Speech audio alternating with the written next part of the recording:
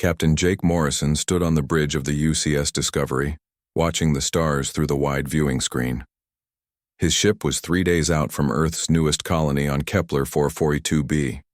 The mining operation there was going well, and Jake's crew was bringing supplies to help the colonists expand their work. Lisa Hayes, his tactical officer, looked up from her station. "Captain, I'm picking up some strange readings on the long-range sensors." Jake walked over to her console. "What kind of readings?" "Multiple ships, sir, big ones. They're not showing up in our database." Lisa frowned at her screen. "They're heading straight for the Kepler colony." Ryan Clark, the communications officer, turned in his chair. "Captain, I'm getting signals from those ships. It's not any language I've heard before, but the computer is trying to translate." Karen Webb, the science officer, was already running scans. "Sir, those ships are huge, at least twice the size of our largest vessels, and they're armed with energy weapons I've never seen before." Jake felt his stomach tighten. First contact with an alien species was supposed to be humanity's greatest moment, but these ships were heading for a defenseless mining colony, and they weren't sending friendly greetings. "How long until they reach the colony?" Jake asked. "At their current speed, about 6 hours," Lisa replied. Jake made his decision quickly. "Ryan, send a message to Earth Command. Tell them we have possible hostile contact. Karen, I need everything you can tell me about those ships. Lisa, plot a course to intercept. We need to get between them and the colony." The Discovery changed course and sped toward the unknown fleet. As they got closer, the alien ships became clearer on the screen. They were dark gray with sharp angles, looking more like weapons than exploration vessels. Ryan finally got a partial translation. "Captain, their leader is calling himself War Commander Thexvar.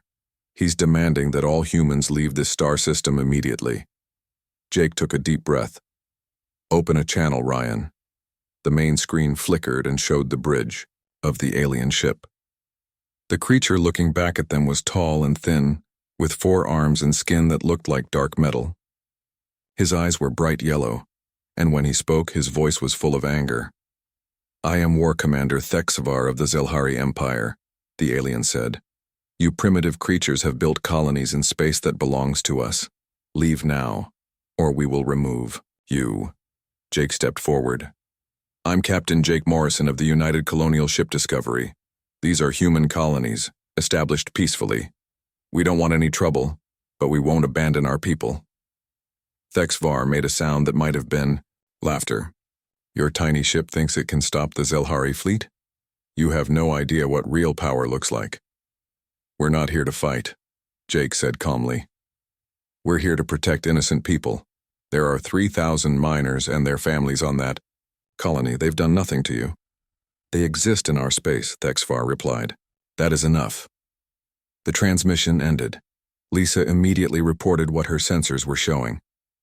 "Captain, they're powering up weapons. All 12 ships." Jake looked at his small crew.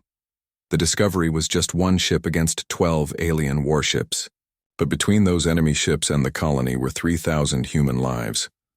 "All hands, battle stations," Jake announced over the ship's communication system. "This is not a drill." The bridge became busy with activity. Lisa brought the ship's weapons online while Karen worked to analyze the alien technology. Ryan kept trying to contact the colony to warn them. "I've got Colony Administrator Ben Parker on the line," Ryan reported. "Ben, this is Jake Morrison. You need to start evacuating everyone right now. We have 12 hostile alien ships heading your way." Ben Parker's voice came through clearly. "Jake, we can't evacuate 3,000 people in a few hours. Our transport ships are all on supply runs to other colonies." "Then get everyone into the underground shelters," Jake ordered. "We'll do what we can to keep them away from you." The alien fleet spread out as they approached the colony. Jake realized they were planning to surround the planet and attack from all sides. "Lisa, can we stop all 12 ships?" Lisa looked at her readings carefully. "Sir, their shields are strong, but I'm seeing some weak points. If we hit them in the right places, we might be able to disable their weapons without destroying the whole ship." "Why not destroy them?" Karen asked. "They're planning to kill 3,000 innocent people." Jake thought about it. These aliens had threatened to commit mass murder. By all rights, humanity would be justified in destroying their entire fleet. But something inside him rebelled against the idea of killing when there might be another way. We disable their weapons first, Jake decided. If that doesn't work, then we'll do what we have to do. The Discovery moved to intercept the lead alien ship. Lisa fired precisely at the weapon systems, using the weak points Karen had identified. The alien ship's main guns went offline, but the ship itself was undamaged. Thexvar's angry face appeared, on the screen again. You dare attack the Zelhari Empire? We're defending innocent people, Jake replied. Stand down your weapons, and we can talk about this. Instead, the other 11 ships opened fire on the Discovery. Jake's ship shook under the impact, but their shields held. Return fire, Jake ordered. Disable their weapons only. For the next 2 hours, the Discovery fought a running battle with the alien fleet. Lisa's precise shooting disabled the weapons on 8 of the 12 ships, but Jake's ship was taking heavy damage. Captain, Karen reported, I'm reading something strange. Their ship designs are actually pretty basic. We could have destroyed their entire fleet in the first 10 minutes if we'd targeted their power cores instead of just their weapons. Jake nodded grimly. But we didn't come here to destroy. We came here to protect. The battle ended when the remaining alien ships retreated. Thexvar sent one final message. This is not over, humans. The Zelhari Empire will return with more ships. Your mercy makes you weak. As the alien fleet disappeared into hyperspace, Jake looked at his damaged ship and tired crew. They had saved the colony, but he had a feeling this was just the beginning. Ben, Parker's voice came over the radio from the colony. Captain Morrison, our security chief Maria Santos reports that all colonists are safe. Thank you for protecting us. Jake nodded, but he wasn't feeling victorious. Karen's analysis troubled him. If humanity could have ended the fight quickly, by destroying the alien ships, why had he chosen the harder path? Was mercy really weakness, as the alien commander had claimed? Set course for Earth, Jake ordered. Command needs to know what we're dealing with. As the Discovery limped toward home, Jake wondered if his decision to show mercy would end up costing human lives in the long run. The aliens had seen human restraint and called it weakness. Jake had a bad feeling they would be back, and next time they would bring more ships. The war with the Zelhari Empire had begun, and humanity had fired the first shots not to kill, but to protect. Whether that choice would save lives or cost them remained to be seen. Admiral Helen Carter sat in her office at Earth Defense Command, reading the reports from Captain Morrison's encounter with the alien fleet. The numbers were troubling. 12 alien warships had attacked a peaceful colony, and humanity had barely managed to drive them off with one ship. Colonel Pete Williams knocked on her door and entered with more bad news. Admiral, we're getting reports from 3 more colonies. The aliens are back, and this time they brought friends. Helen looked up from her desk. How many ships? Intelligence analyst Amy Rodriguez counted at least 30 vessels spread across different attack groups, Pete replied. They're hitting our agricultural worlds now. Helen stood up and walked to the wall display showing human colonies throughout the galaxy. Red dots marked where alien attacks had been reported. They're testing us, seeing how we respond to different types of targets. Steve Johnson, the fleet coordinator, entered the room with his tablet. Admiral, I've been analyzing their attack patterns. They're not trying to destroy our colonies completely. They're trying to scare us into abandoning them. Smart strategy, Helen admitted. If they can make us retreat without a fight, they get what they want without losing ships. The communication system buzzed with an urgent message. Fleet Coordinator Johnson answered it. Admiral, it's from New Eden Colony. They're under attack right now. Helen made her decision quickly. Contact Captain Morrison. His ship is the closest to New Eden, and he has experience fighting these aliens. Captain Jake Morrison received the order while his crew was still repairing damage from their first battle. The Discovery was not in good shape for another fight, but 3,000 families on New Eden needed help. Lisa Hayes, now promoted to his second in command, looked worried as she read the tactical reports. Captain, they're sending 20 ships against New Eden this time. We can't handle 20 ships alone. We don't have to handle them, Jake replied. We just have to slow them down until reinforcements arrive. The Discovery arrived at New Eden to find the colony already under siege. Governor Lisa Chen had organized the civilian evacuation with help from Defense Coordinator Tony Martinez, but the transport ships could only carry so many people at once. Jake contacted the colony directly. Governor Chen, this is Captain Morrison. How many people do you still need to evacuate? Captain, we have 1,500 people still on the planet, Lisa Chen replied. Our transport ships can only make 2 more trips before the aliens arrive. Jake looked at his tactical display. The alien fleet would reach New Eden in 4 hours. The transports needed 6 hours to evacuate everyone safely. We'll buy you the time you need, Jake promised. Tony Martinez, the colony's defense coordinator, had a different idea. Captain, we could arm the civilian ships and fight alongside you. Give those aliens a real battle. Jake thought about it for a moment. The civilian ships had light weapons that could damage the alien vessels. If everyone fought together, they might actually win the battle instead of just surviving it. But Jake remembered what had happened in their first encounter. The aliens thought mercy was weakness. If humans started fighting aggressively, would the aliens escalate even further? Negative, Jake decided. Keep your civilian ships focused on evacuation. We'll handle the aliens. The Discovery took position between the alien fleet and New Eden. When the 20 enemy ships arrived, Jake was ready for them. War Commander Thexvar appeared on the main screen again. This time he looked more confident. Captain Morrison, you survived our last encounter, but this time you face the full power of a Zelhari battle group. I'm here to protect innocent people, Jake replied. You can still turn around and leave, peacefully. Thexvar laughed, a harsh sound that made Jake's crew uncomfortable. Your small ship against 20 of ours? Your species is either very brave or very stupid. We're hoping for brave, Jake said calmly. The battle began immediately. The alien ship spread out to surround the Discovery, but Jake had learned from their first fight. Lisa Hayes had studied the alien weapon patterns and found ways to predict their attacks. Their energy weapons have a 2-second charging time, Lisa reported. If we keep moving, they can't get a good lock on us. Karen Webb had more useful information. Captain, I've analyzed their ship designs further. Their shield generators are powerful, but they're not very efficient. If we keep hitting them with sustained fire, their shields will overload. Jake nodded. Focus fire on one ship at a time. Disable their weapons, then move to the next target. For 3 hours, the Discovery danced around the alien fleet. Jake's ship took heavy damage, but they managed to disable the weapons on 12 of the 20 alien ships. The remaining 8 ships were getting frustrated and making mistakes, but Jake noticed something troubling.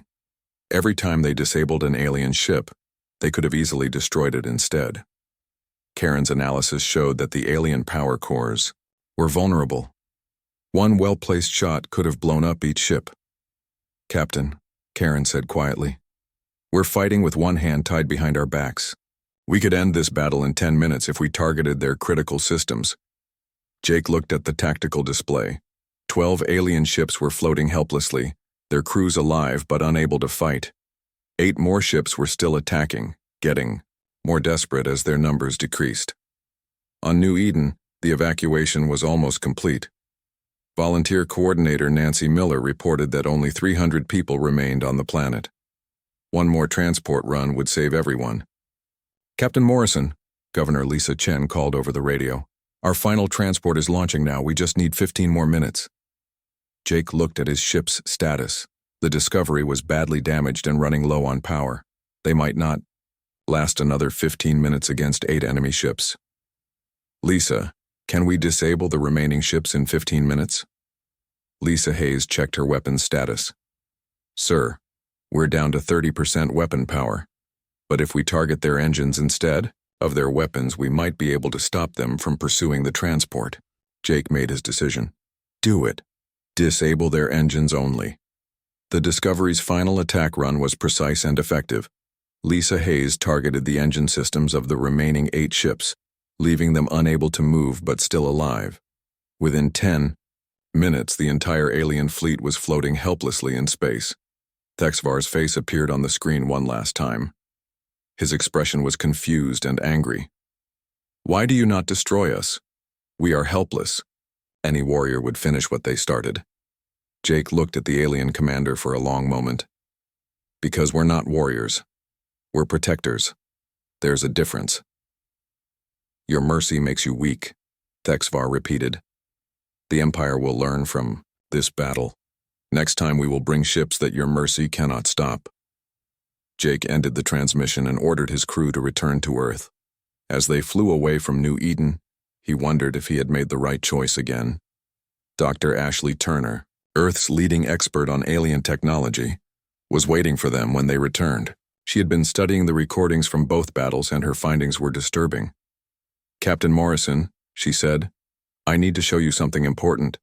My team has analyzed the alien ship designs, and we've discovered something remarkable." She brought up a holographic display of a Zelhari warship. "Their technology is actually quite primitive compared to ours. Their shields are strong but inflexible. Their weapons are powerful but slow to recharge. Their engines are fast but vulnerable." Engineer Ray Palmer joined the briefing. "Captain, we could have destroyed their entire fleet in the first battle, if we had wanted to. Both fleets, actually." Jake felt a chill run down his spine. "Are you saying we're stronger than they are?" Dr. Turner nodded. "Much stronger. The only reason these battles lasted so long is because you chose to disable rather than destroy. If you had fought to kill, both battles would have been over in minutes." Jake thought about Thexvar's words. The alien commander had called human mercy a weakness, but what if it was actually something else? What if humanity was so much stronger than the aliens that they could afford to be merciful? "Doctor, how much stronger are we?" Ashley Turner looked uncomfortable. "Captain, based on our analysis, humanity could probably defeat the entire Zelhari Empire with a fraction of our fleet. But they don't know that. They think they're fighting an equal opponent." Jake realized the terrible truth. Humanity wasn't showing mercy from weakness. They were showing mercy from a position of overwhelming strength, and the aliens were interpreting it as cowardice. "Doctor, what happens when they figure out the truth?" "I don't know, Captain, but I suspect we're about to find out." Ambassador Frank Williams stepped aboard the UCS Harmony, Earth's newest diplomatic vessel. The ship was designed to look peaceful and welcoming, with comfortable meeting rooms and advanced translation equipment. Frank hoped it would help in the difficult negotiations ahead. Emma Parker, his chief negotiator, was already reviewing the proposed peace terms. "Ambassador, we're offering them everything short of complete surrender. Shared mining rights, technology exchanges, even defensive partnerships." "Will it be enough?" Frank asked. Greg Taylor, their cultural specialist, shook his head. "Based on what we've learned about Zelhari society, they see any negotiation as a sign of weakness. They believe the strong take what they want, and the weak ask for permission." Security Chief Mike Roberts checked his equipment one more time. "Sir, I still think this is a mistake. Meeting them on neutral ground means we can't protect you if things go bad." Frank understood the risk, but Earth needed to try diplomacy before the war got worse. The battles at Kepler and New Eden had saved human lives, but more alien fleets were gathering. Intelligence reports suggested the Zelhari Empire was preparing a massive invasion. The meeting was arranged on Meridian Point, a space station run by neutral aliens called the Corthani. Station Commander Alex Johnson welcomed the human delegation and showed them to the conference room. "The Zelhari delegation arrived an hour ago," Alex explained. "Their leader is War Commander Thexvar, the same one who fought Captain Morrison." Frank felt his stomach tighten. Thexvar had already decided that humans were weak. Changing his mind would not be easy. Dr. Ellen Foster, Earth's chief diplomatic advisor, had studied Zelhari psychology for weeks. "Ambassador, remember that they respect strength above all else. If you appear too eager for peace, they'll see it as cowardice. But if I appear too aggressive, they'll think we're planning to attack them," Frank replied. "It's a difficult balance." Conference room was large and circular, with representatives from several alien species watching the proceedings. The Althari, a peaceful race known for their wisdom, had offered to mediate the talks. The Corvan Republic, A military alliance was also present to ensure neither side violated the peace station's neutrality. War Commander Thexvar entered the room with 5 other Zelhari officers. He was even more intimidating in person than he had appeared on the video transmissions. His forearms moved constantly, and his yellow eyes seemed to evaluate everything as a potential threat or target. "So," Thexvar said without any greeting, "the humans have come to surrender their colonies to the Empire." Frank remained calm. "We've come to discuss a peaceful solution that benefits both our species." Thexvar made that harsh laughing sound again. "There is no benefit to the Empire in allowing primitive creatures to occupy valuable territory." Emma Parker stepped forward with her prepared proposals. "We're offering shared access to the mineral resources in disputed systems. Human mining technology could increase productivity by 40%. "We do not need human technology," one of Thexvar's officers replied. "We take what we want through strength." Greg Taylor tried a different approach. "War Commander, our species could learn from each other. Human agricultural techniques could help feed your growing population." "The Zelhari Empire feeds itself through conquest," Thexvar said coldly. "Weak species provide for strong species. This is the natural order." Frank realized the negotiations were not going well. The Zelhari seemed completely unwilling to consider any form of cooperation. Legal expert Sarah Mitchell whispered in his ear, "Ambassador, they're not here to negotiate. They're here to demand surrender." Paul Newman, the economic advisor, had prepared detailed cost analyses showing how cooperation would benefit both species more than war. But when he began his presentation, Thexvar interrupted him. "Enough of this foolishness," the alien commander said. "The Empire offers humans one choice.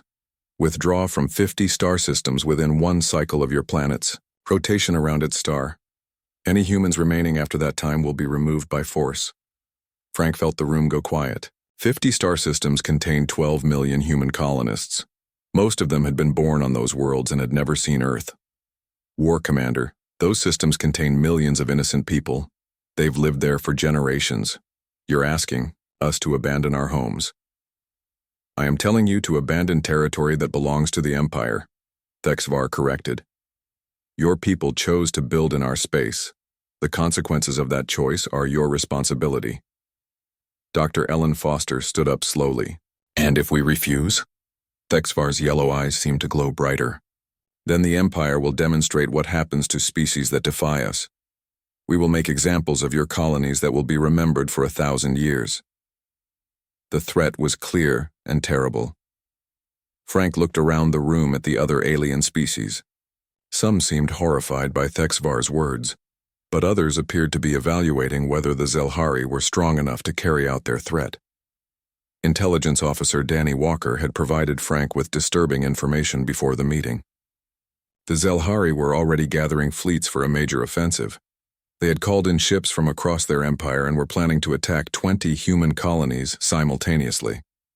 "War Commander," Frank said carefully, "surely there must be some way we can coexist peacefully. War benefits no one. War benefits the strong." Thexvar replied, "The Zelhari are strong. Humans are weak. Therefore war benefits us." Emma Parker made one final attempt. "We're prepared to offer significant concessions. Mining rights, trade agreements, even military cooperation against mutual enemies. The Empire has no enemies except those who stand in our way," Thexvar said, "and we do not cooperate with inferiors." Frank realized the negotiations had failed completely. The Zelhari were not interested in peace, compromise, or coexistence. They wanted complete human surrender or total war. "I need to consult with my government," Frank said. Thexvar stood up, his forearms spreading wide in what Frank assumed was a gesture of dismissal. "You have 7 of your days to provide an answer.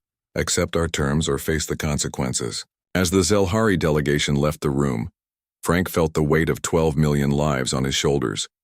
Station Commander Alex Johnson approached him with a concerned expression.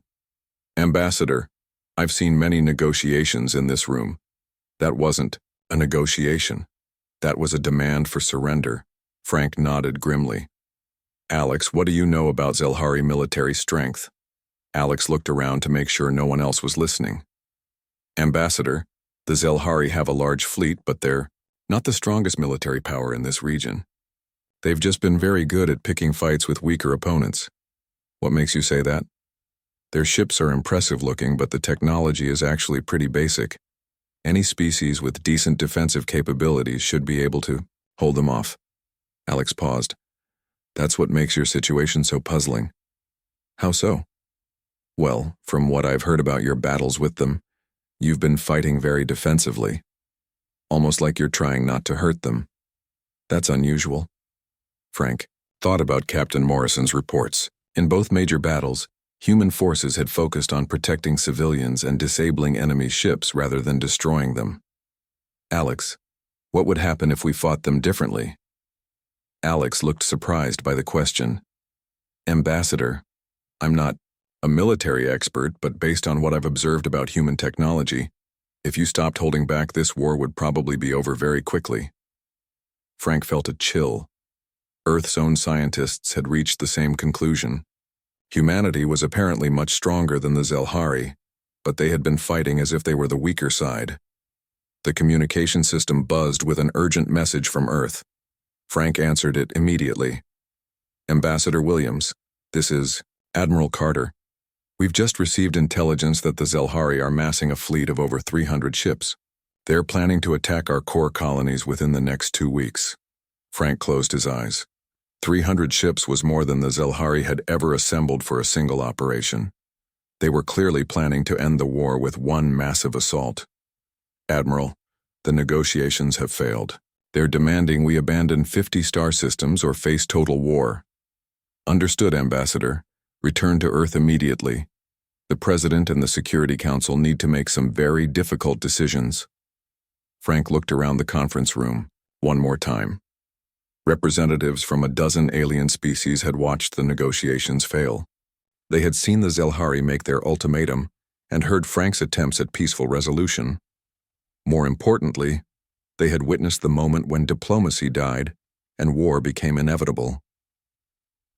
As the UCS Harmony prepared to leave Meridian Point, Frank wondered if he had missed something that could have prevented what was coming. But deep down, he knew the truth. The Zelhari had never wanted peace. They had wanted conquest disguised as negotiation. Greg Taylor found him staring out at the stars. Ambassador, you did everything possible. Some species can't be reasoned with. That's what worries me, Greg. If they can't be reasoned with, then the only language they understand is force. Are you suggesting we should fight them differently? Frank thought about Alex Johnson's words, about Admiral Carter's intelligence reports, about 12 million human lives hanging in the balance. Admiral Helen Carter walked into the most secure briefing room on Earth. Around the table sat the most powerful people in human government. President Martha Stewart looked tired after 3 days of emergency meetings. Defense Secretary Bill Watson had dark circles under his eyes from reviewing military reports. Admiral, give us the situation, President Stewart said. Helen stood and activated the holographic display. Red markers showed Zelhari fleet positions throughout the galaxy. Madam President, our intelligence shows 340 Zelhari, warships gathering in 7 different locations. They're planning to attack our most populated colonies simultaneously. Defense Secretary Watson leaned forward. How many people are we talking about? 12 million civilians in the first wave of attacks. If they succeed, they'll move on to our industrial worlds. That's another 30 million people. Director of Special Operations Carol Davis spoke quietly. Admiral, our deep cover agents report that the Zelhari plan to make examples of entire colonies. They're not just planning to conquer. They're planning to destroy. President Stewart looked around. The table. What are our options? Admiral Carter took a deep breath. We have 3 choices. First, we can evacuate all threatened colonies and retreat to the inner systems. How many people can we evacuate? Asked Chief of Staff Larry Garcia. Maybe 2 million. The rest would be left behind. That's not acceptable, President Stewart said firmly. What's the second option? We fight them with our current tactics.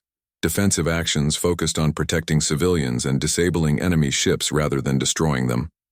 National Security Advisor Janet Morris shook her head. Admiral, our analysts say that approach will result in massive human casualties. We might save some colonies, but we'll lose others. And the third option? President Stewart asked, though her expression suggested she already knew. Admiral Carter was quiet for a moment. We stop pretending to be weaker than we are. The room fell silent.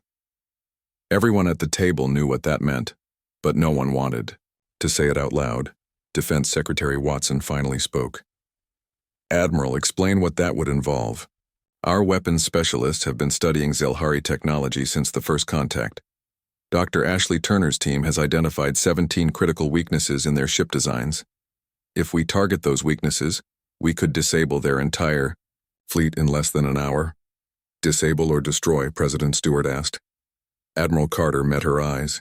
Either one, Madam President. The choice would be ours. Director Davis opened a classified folder. I've been in contact with our allies among the other alien species. The Althari Council and several other governments have quietly suggested that the Zelhari Empire needs to be stopped before they become a threat to everyone. They're encouraging us to fight back? Larry Garcia asked. They're telling us that the galaxy won't object if we defend ourselves properly, Carol Davis replied. Some of them are privately hoping we will. President Stewart stood and walked to the window overlooking Earth's capital city. How did we get here? 3 months ago, first contact was supposed to be humanity's greatest achievement. Now we're talking about interstellar war. Admiral Carter joined her at the window. Madam President, we tried diplomacy. Ambassador Williams offered them everything short of complete surrender. They refused every proposal. What exactly are they demanding? 50 star systems, 12 million people forced to abandon their homes, and a promise that humanity will never expand beyond the systems they allow us to keep. Janet Morris added more disturbing intelligence. Madam President, our analysis suggests this is just the beginning. If we give them 50 systems now, they'll demand 50 more next year. The Zelhari Empire doesn't make peace treaties. They make surrender documents. President Stewart returned to her seat. Admiral, if we reveal our true military capabilities, what happens to future relations with other alien species? Unknown, Madam President. But our current approach is teaching the galaxy that humans can be bullied and conquered. That may be more dangerous in the long run. Defense Secretary Watson pulled up casualty projections. If we continue fighting defensively, we're looking at 2 to 5 million human deaths over the next year. If we fight to win, Zelhari casualties could be in the tens of thousands, but human losses would be minimal. President Stewart looked around the table one more time. Are we all in agreement that diplomacy has failed? Everyone nodded. And are we in agreement that we cannot allow 12 million civilians to be slaughtered? Again, everyone agreed. Then we moved to the final option. Admiral Carter, I'm authorizing you to reveal humanity's true military capabilities to the Zelhari Empire. But first, we give them one last chance. Admiral Carter stood up. What kind of chance, Madam President? We deliver an ultimatum. Give them exactly what they gave us. Surrender or face the consequences. 2 days later, Admiral Carter stood on the bridge of the UCS Unity, Earth's newest and most advanced warship. The ship was broadcasting on all frequencies that the other alien species could monitor. This message was meant for the entire galaxy to hear. This is Admiral Helen Carter of the Terran Defense Force, broadcasting to the Zelhari Empire and all other civilizations currently listening. The transmission reached Zelhari command ships, Althari Council chambers, Corvin military headquarters, and dozens of other alien governments. For 3 months, the Zelhari Empire has attacked human colonies without provocation. We have responded with defensive actions designed to protect innocent life while minimizing casualties on both sides. Admiral Carter paused, knowing that her next words would change everything. Our restraint has been interpreted as weakness. Our mercy has been seen as cowardice. Our desire for peace has been mistaken for inability to wage war. In the Zelhari Command Center, War Commander Thexvar and Supreme Admiral Kretnex watched the transmission with contempt. The humans are begging again, Thexnex said. Let them beg, Kretnex replied. Tomorrow we will show them the price of defying the Empire. But Admiral Carter's message was not a plea for mercy. This is Earth's final warning to the Zilhari Empire. You have 72 hours to cease all hostile actions against human colonies and vessels. Withdraw your fleets to Zilhari space and open genuine peace negotiations. Thexvar laughed. Or what? They will send more single ships to fight our fleets? Admiral. Carter's next words wiped the smile from his face. If you do not comply, we will stop pretending to be civilized. The transmission ended. Across the galaxy, alien governments tried to understand what the human admiral had meant. Several species that had studied human military actions began to suspect the terrifying truth. On the Althari homeworld, Council Elder Vextan called an emergency session. Fellow counselors, I believe we have gravely underestimated the humans. What do you mean? Asked another elder. Their battles with the Zelhari. I have reviewed the recordings. The humans could have destroyed every Zelhari ship in their first encounter. Instead, they chose to disable them. You think they were holding back? I think they were showing mercy that the Zelhari interpreted as weakness. In Corvin space, General Zafira was reaching the same conclusion. She called her staff together for an urgent meeting. Analyze every human military action since first contact, she ordered. I want to know what they're really capable of. 6 hours later, her intelligence chief reported back. General, if our analysis is correct, the humans have been fighting with massive self-imposed limitations. Their technology appears to be significantly more advanced than anything the Zelhari possess. How significantly? General, we estimate that humanity could defeat the entire Zelhari Empire with less than 10% of their actual military capability. Meanwhile, the Zelhari Empire was preparing for their final assault. Supreme Admiral Kretnex had assembled the largest fleet in Zelhari history. 340 warships were ready to destroy human civilization once and for all. War Commander Thexvar, Kretnex said, tomorrow we will show these humans what real power looks like. Their pathetic warning means nothing. Supreme Admiral, what if they were not bluffing? Kretnex struck Thexvar with one of his forearms. Are you becoming weak like the humans? They have shown us their strength in every battle. They can barely fight off our scout fleets. Tomorrow they face the full might of the Empire.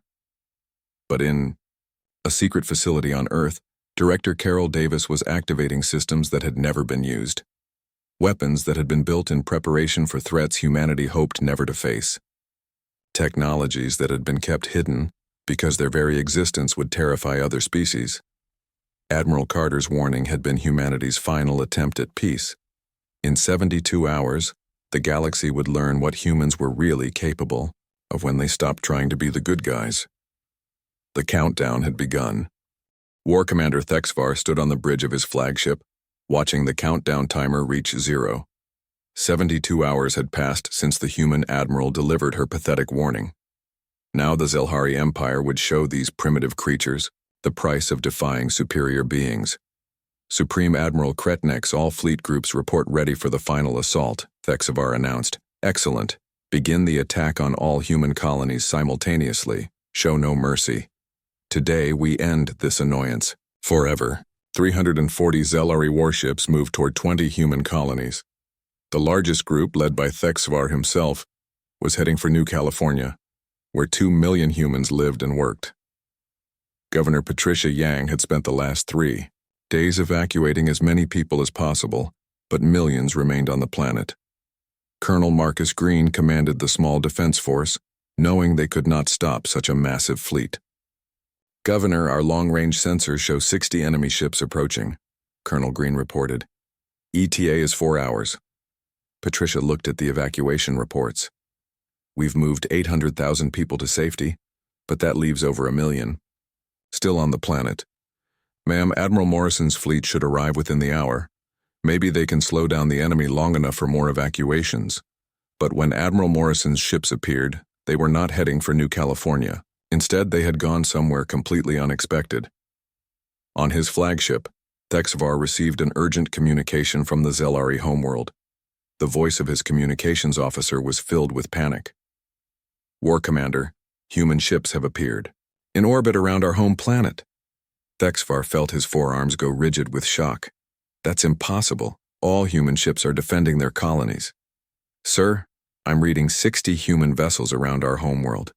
They're not attacking, but they're just sitting there. Supreme Admiral Kretnex grabbed the communication device. How did they get past our defenses? How did they know where our homeworld was? The answer came from Admiral Morrison, himself. His face appeared on screens throughout the Zelhari fleet, but also on screens in government buildings across the galaxy. Other alien species were watching this moment with growing amazement.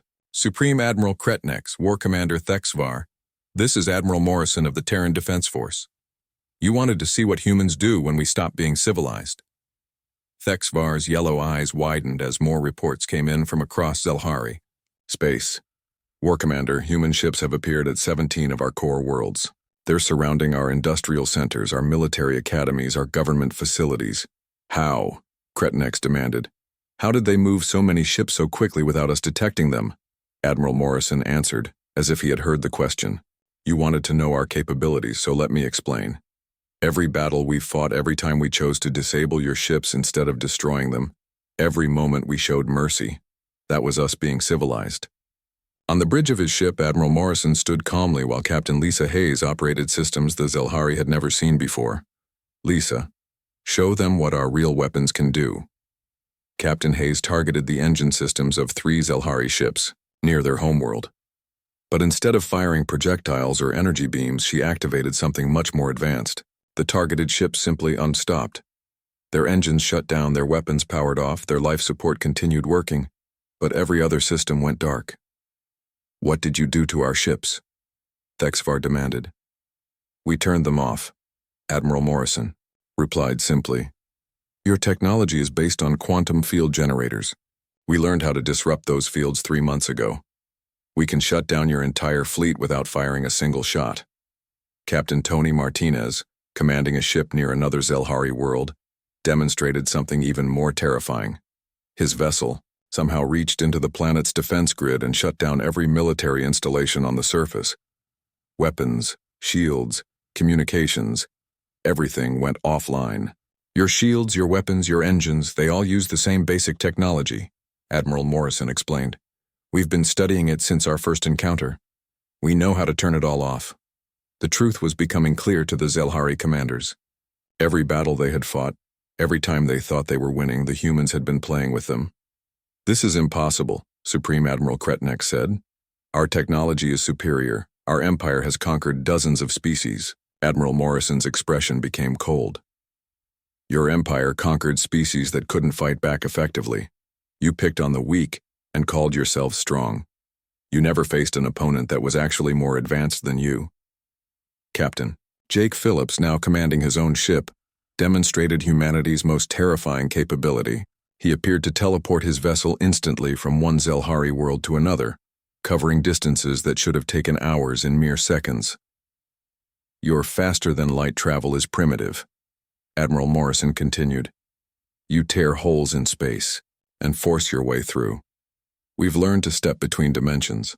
We can appear anywhere in the galaxy within minutes. On Earth, President Martha Stewart was watching the operation from the command center. The plan was working perfectly. Humanity had surrounded every important Zelhari world without the Empire even knowing they were coming. Across the galaxy, other alien species were watching in stunned silence. On the Althari homeworld, Council Elder Vexton turned to his colleagues. They could have done this at any time, he whispered. In their very first battle, they could have ended the war in minutes. General Zephyra of the Corvan Republic was having the same realization. They were never in danger. They were never struggling to survive. They were choosing to show mercy to an enemy that wanted to destroy them. War Commander Thexvar found his voice again. If you had this power all along, why did you let us attack your colonies?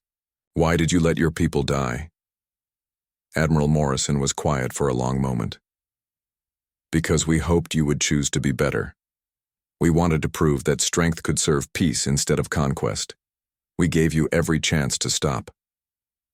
You made us look weak in front of the entire galaxy, Supreme Admiral Kretnex said angrily. No, Admiral Morrison replied. You made yourselves look weak by attacking innocent people. You made yourselves look small by mistaking mercy for cowardice. The demonstration continued. Human ships disabled entire Zelhari fleets without destroying a single vessel. They shut down planetary defenses without harming any civilians. They proved they could conquer the entire Zelhari Empire in a single day. But they didn't. Instead, Admiral Morrison made an offer that shocked everyone. Supreme Admiral Kretnex, your empire is completely at our mercy. We could destroy every Zelhari world, enslave your people, or wipe out your entire species. But we won't. What do you want? Kretnex asked, his voice much smaller than before. Want you to learn. We want you to understand that true strength protects the weak instead of preying on them. We want you to become worthy of the power you possess. The terms of surrender were surprisingly gentle. The Zelhari Empire would remain independent but under human oversight. They would rebuild their society to value protection over conquest. Their military would be restructured to defend rather than attack. War Commander Thexavar, now demoted to a simple commander, found himself assigned to protect the same colonies he had once tried to destroy. It was humiliating, but also educational. Why? Didn't you destroy us? He asked Captain Morrison during one of their joint patrols. Morrison thought about the question carefully. Because destroying you would have made us like you used to be. We chose to be better. 6 months later, the galaxy had changed completely. Human ships patrolled trade routes, protecting merchant vessels from pirates. Human technology was shared freely with species that promised to use it for defense rather than conquest. The Althari Council invited humanity to join their peacekeeping alliance. The Corvan Republic requested human advisors to help them transition from pure military rule to a more balanced government. President Martha Stewart addressed the Galactic Council for the first time. Representatives from 40 species listened as she explained humanity's philosophy. We have the power to rule this galaxy through fear, she said. We choose instead to earn respect through our actions. That choice makes us stronger than any weapon. The speech became famous throughout the galaxy. Other species began adopting human approaches to conflict resolution. Wars became rare, as civilizations learned that showing mercy was a sign of strength, not weakness. Thexvar, working alongside his former enemies, gradually understood what the humans had been trying to teach them. True civilization wasn't about having the biggest weapons or the strongest military. It was about choosing to use that strength to protect rather than destroy. The galaxy learned that Earth's final warning had not been a threat. It had been a promise. Humanity had shown what they could become if forced to abandon their principles. That revelation ensured such force would never be necessary again. Peace enforced by being strong enough to destroy anything but wise enough to protect everything, spread throughout the stars.